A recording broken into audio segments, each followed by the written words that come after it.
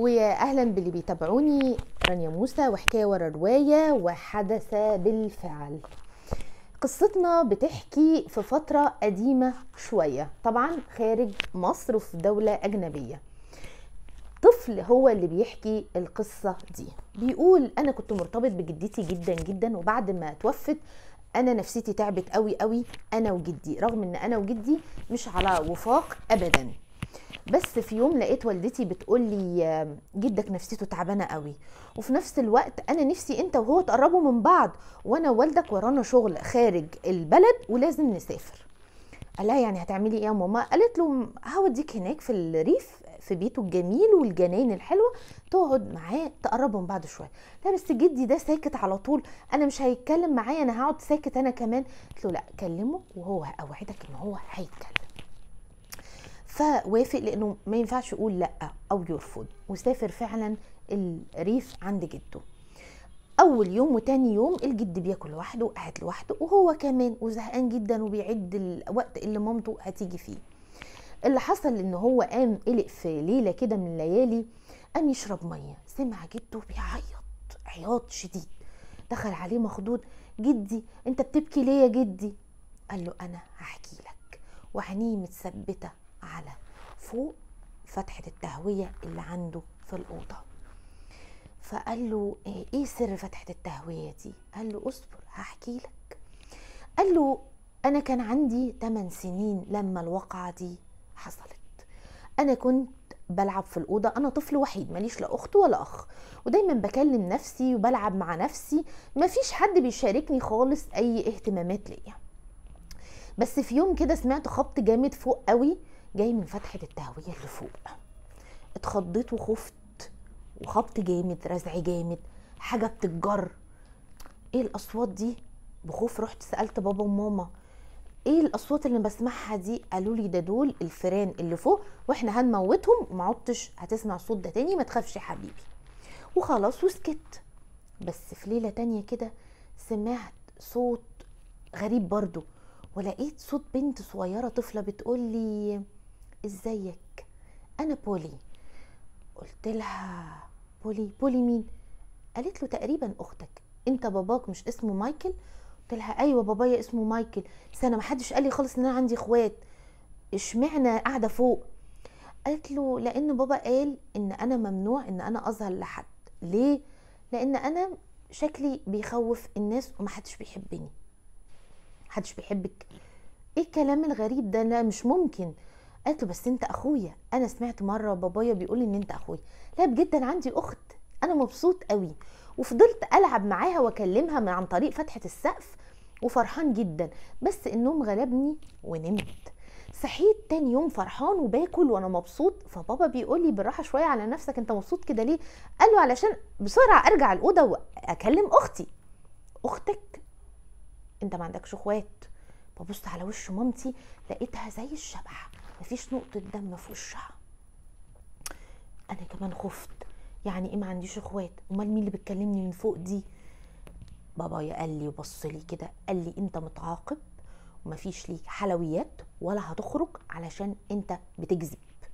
قلت له انا مش كداب، في بنت بتكلمني فعلا من فتحة التهوية العلوية. راح مزعق لي جدا جدا. دخلت الأوضة عيط، سمعت صوت بولي بتنادي عليا بتقول لي بتعيط ليه؟ ما تعيطش. قلت لها انتي السبب، انتي السبب على فكرة، انا كنت مرتاح من غيرك مش عايز اخوات. قالت له هو ايه اللي حصل؟ قلت لها اللي حصل ان انا قلت لهم عليكي. قلت له ايه؟ بصوت فزع وخايف مرعوب، انت قلت لهم عليا؟ حرام عليك حرام عليك، هيطلع يضربني دلوقتي. قلت لها ماليش دعوة بيكي. طفل صغير، ومن العياط نمت. قلقت على صوت ضرب وصوت عالي وزعيق وزعيق وزعيق، وصوت بولي بتقول اوعدك هبقى مؤدبة، اوعدك هبقى مؤدبة. جريت من الأوضة على والدتي لقيتها قاعدة، دعيت ان بابايا يكون قاعد في الصالة جنبها ما لقيتوش. قلت لها ماما بابا فين؟ قالت لي بصوت حنين قاعد في الأوضة بيصلي. يا حبيبي انتي متأكدة يا ماما؟ اه يا حبيبي وانا هكذب عليك؟ سكت ولقيتها بتقولي انت عارف ان انا بحب باباك قوي؟ قلت لها عارف يا ماما.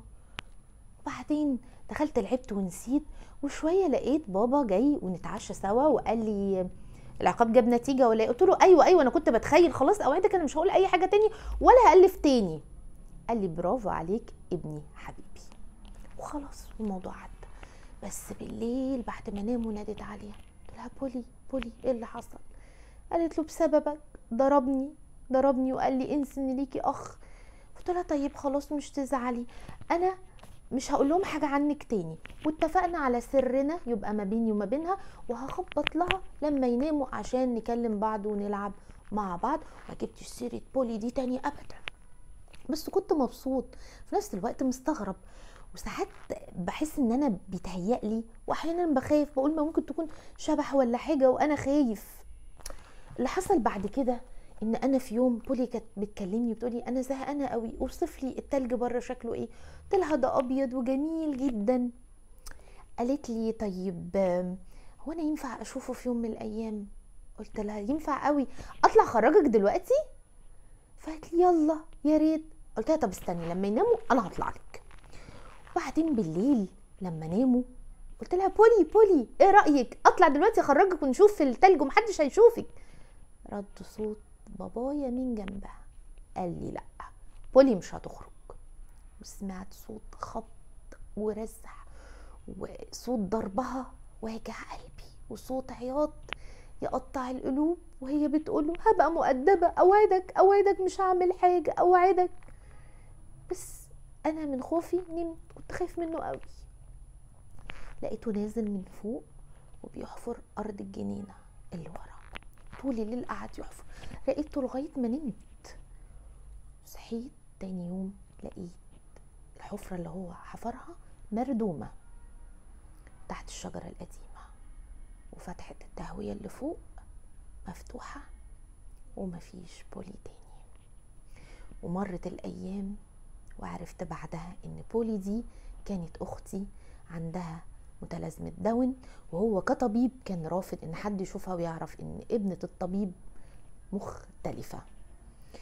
خلصت أحداث قصتنا تزعل قوي وتوجع القلوب، لكن الحمد لله كان ده زمن قديم وقصة كانت واقعية على حد برضو كلام محمد عصمت، لكن نهايتها كانت صعبة. كل ده اختفى، واكيد الناس عارفة ان ذو الهمم دول ابدا مش محنة، دول منحة من ربنا سبحانه وتعالى. يا رب يكون فيديو النهاردة عجبكم، تحياتي ليكم واشوفكم على خير، لايك وشير وسبسكرايب، باي باي.